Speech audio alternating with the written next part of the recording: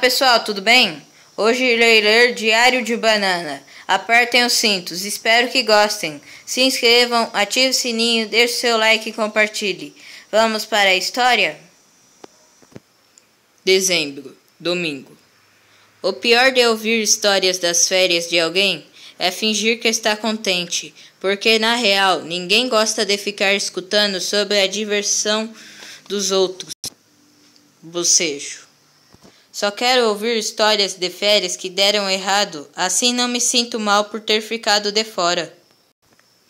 Bom, a gente acabou de voltar de férias e pode acreditar, eu teria ficado em casa se pudesse, mas não tive escolha. Algumas semanas atrás, essas férias nem estavam nos planos da minha família, era um dezembro como outro qualquer. Eu contava os minutos para a chegada do Natal.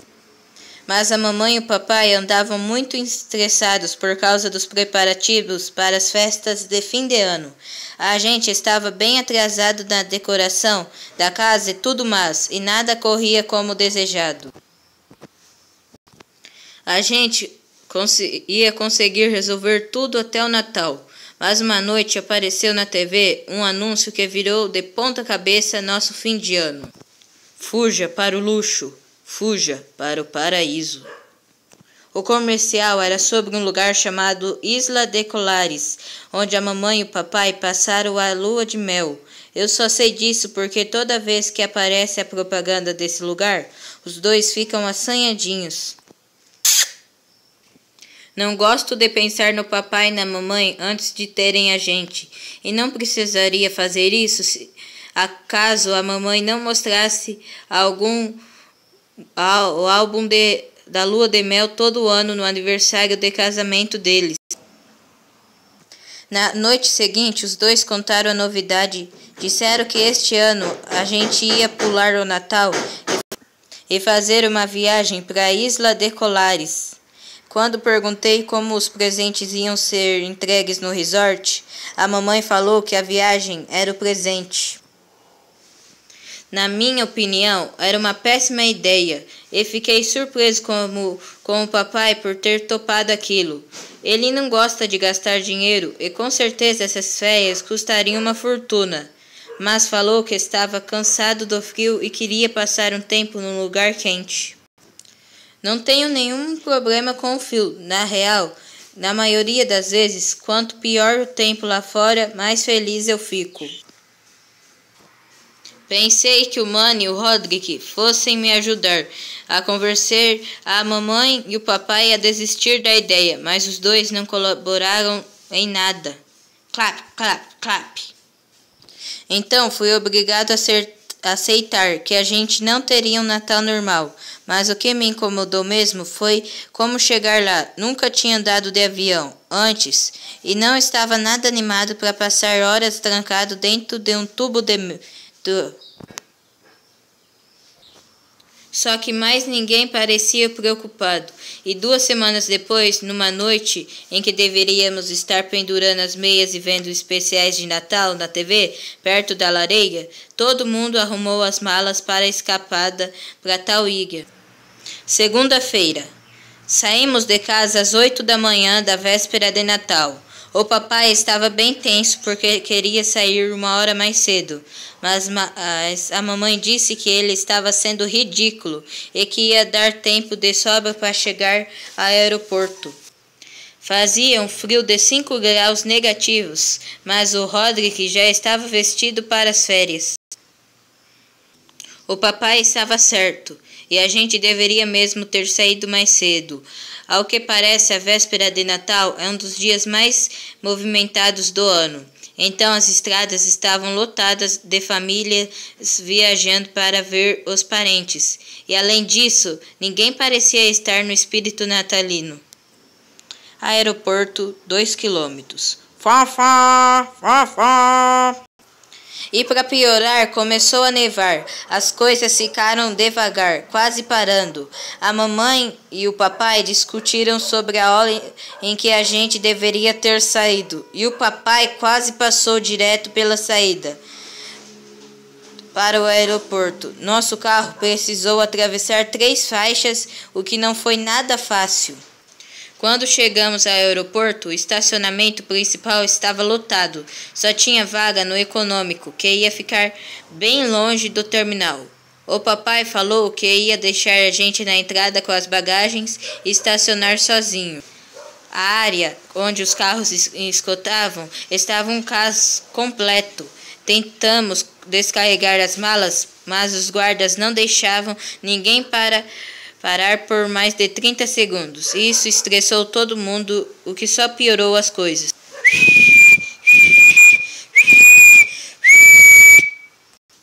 Precisei voltar ao carro para ajudar o papai com o resto das malas. Era o tipo de coisa que o Roderick deveria fazer, mas como ele estava com roupas de verão, acabou se livrando.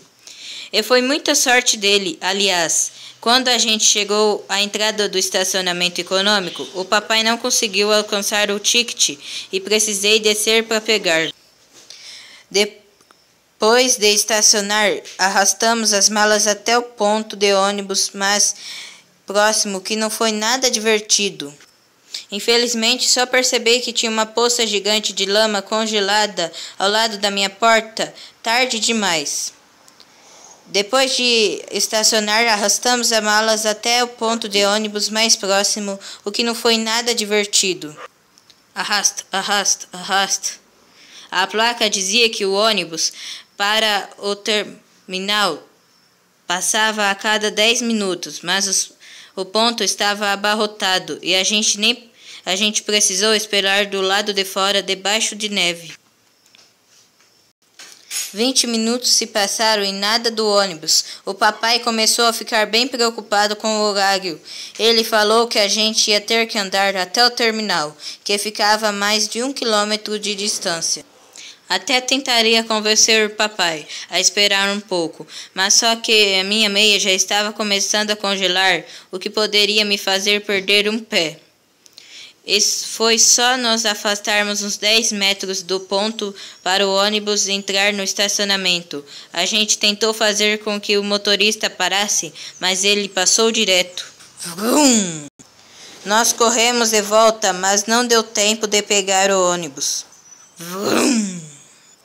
Naquela hora, o papai ficou realmente preocupado em perder o voo. Falei que talvez isso não fosse a pior coisa que poderia acontecer, mas ele não estava muito afim de ouvir minha opinião. Chegamos ao terminal ensopados e com um péssimo humor. Então, quando uma picape quase nos atropelou na calçada, o papai ficou muito bravo e deixou isso bem claro. Chute. O chute só serviu para irritar o motorista que estacionou a picape e desceu do veículo. Não vimos necessidade de ficar por lá e tirar satisfação com o cara.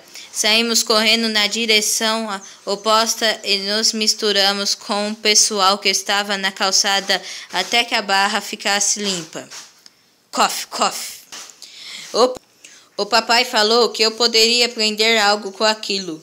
Nunca perder a calma e acabar fazendo uma besteira, mas tirei uma lição diferente. Quando os Heffley estão encrencados, os Heffley fogem. O resto da família estava esperando na entrada do terminal. A mamãe perguntou o motivo da demora e o papai queria saber por que ela não tinha ido para a fila com o Manny e o Roderick para guardar nosso lugar. Ficamos uns 20 minutos na fila do check-in, mas quando o papai colocou a mala grande na balança, o atendente do outro lado do balcão falou que estava pesada demais e que ia cobrar por excesso de bagagem. O papai disse que a companhia aérea só queria enfiar a faca na gente e que não ia pagar nenhum tostão a mais. Então tiramos algumas roupas da mala e enfiamos nas bolsas de mão. Depois de tudo isso, só sobrou meia hora para chegar até o portão de embarque. E quando fomos passar pelo segurança, o lugar estava um verdadeiro zoológico. Eram 2 filas, uma para as famílias e outra para quem viajava a trabalho. Acho que o papai costumava pegar a outra fila quando viaja a trabalho, então ele não pareceu muito feliz de ficar preso com a gente na fila das famílias. viagens de negócios. Toda vez em que colocam a palavra família em alguma coisa, já dá para saber que não vai sair legal. Pode acreditar, já estive num monte de restaurante para famílias, então eu sei bem do que estou falando. Restaurante para famílias. Ficamos um tempão na fila de segurança e a nossa vez estava chegando, mas aí um moleque começou a apertar os botões daquelas postes que seguram as faixas organizadoras de filas. De repente, não tinha mais nada separando a fila, e por um instante todo mundo ficou paralisado. Logo depois, as coisas desandaram totalmente. Quando o pessoal da segurança conseguiu organizar tudo, nós acabamos no fim da fila, e a família do moleque, que causou toda aquela confusão, estava lá na frente. Daí a mamãe e o papai ficaram nervosos de verdade, porque o nosso voo estava para sair. O papai implorou para o segurança deixar a gente ir lá para frente, mas ele não deu a menor bola. Para mim, o voo já estava perdido e não fazia nenhum sentido passar pelo segurança, mas o papai falou que às vezes eles deixam o portão de embarque aberto até o último segundo e que talvez ainda desse tempo. Enfim, chegou a nossa vez e colocamos as coisas na esteira. Depois tiramos os casacos e os sapatos e enfiamos tudo numas caixas de plástico. O Manny viu que a gente estava fazendo e também começou a tirar as roupas deles. Por sorte, a mamãe percebeu a tempo e impediu o vexame ainda maior. O Manny não parou de causar problemas pelo jeito. Ele pensou que a esteira era uma espécie de brinquedo e ficou chateado para valer quando descobriu que não. O pessoal da fila começou a se irritar, mas na verdade quem estava empacado era o cara na nossa frente. Ele precisava tirar tudo que tinha de metal no corpo e isso demorou uma eternidade. Remova os objetos metálicos para passar no raio-x. O Roderick falou que essas máquinas podem ver por baixo da roupa e que uma pessoa analisa a imagem para saber se o passageiro está levando algo que seja perigoso. Só o que sei é que eu não quero ser funcionário que faz esse trabalho.